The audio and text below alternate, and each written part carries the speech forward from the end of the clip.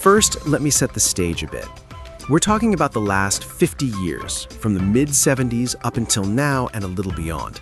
That's a long time, right? Half a century. I started by listing out the major companies everyone kind of knows. You've got the giants like Mars, Nestle, and Hershey. Then there are the European powerhouses like Ferrero from Italy, Lindt from Switzerland, and Barry Callebaut, which is a huge supplier. I also included some big regional names like Meiji from Japan and Lotte from South Korea.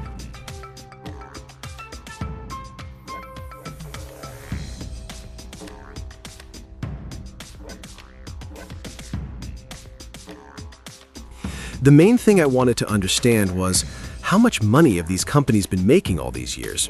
The challenge is a lot of them are private, so they don't just publish their financials for everyone to see.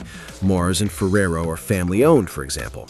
So for my own project, I had to make educated guesses based on what information is publicly available, like market research, news articles about their size, and the financials of their public competitors.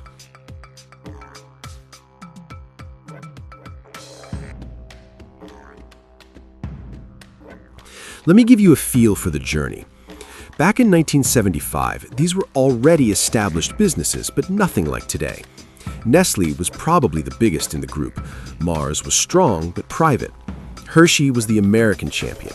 Ferrero was growing fast with Nutella and Kinder Surprise in Europe. As the years ticked by into the 80s and 90s, you see steady growth. Everyone's riding the wave of globalization. Supermarkets are spreading, and brands are becoming international. I figured Lindt, with its focus on premium chocolate, started growing at a faster clip than some of the mass-market brands during this time.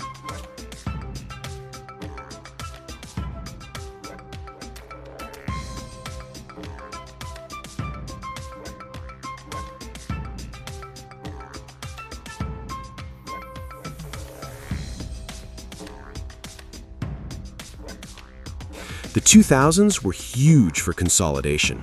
Kraft, which later spun off Mondelez, bought Cadbury. That was a massive deal. My numbers from Mondelez jump around that time because suddenly they absorbed this iconic brand. Ferrero kept snapping up other companies too. Meanwhile, in Asia, companies like Meiji and Lotte weren't just sitting still, they were dominating their home markets and expanding.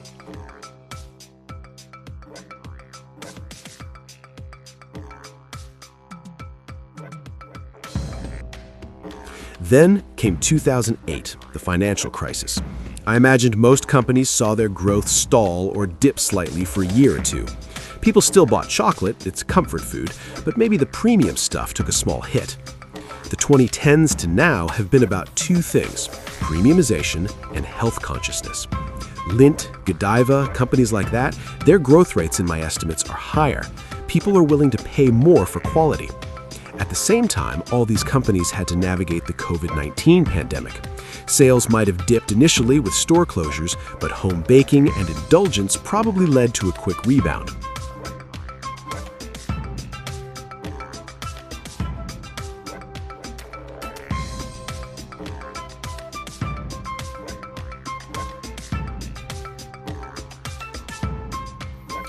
Telegram viewers, the code is TAC251129.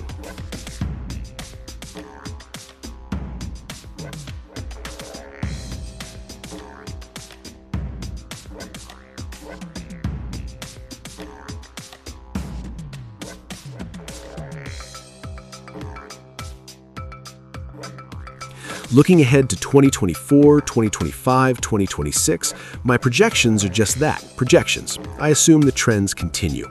The premium brands keep climbing, the giants like Mars and Nestle keep growing steadily, but maybe a bit slower because they're so massive already.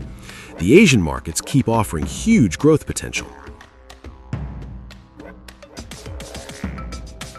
It's fascinating to think that the chocolate bar you buy today is the result of 50 years of business decisions, competition, and adaptation. From the corner store to global supply chains, these companies have been on quite a ride. And looking at it this way, year by year, company by company, you really get a sense of that journey. It's more than just sweets, it's a story of modern business.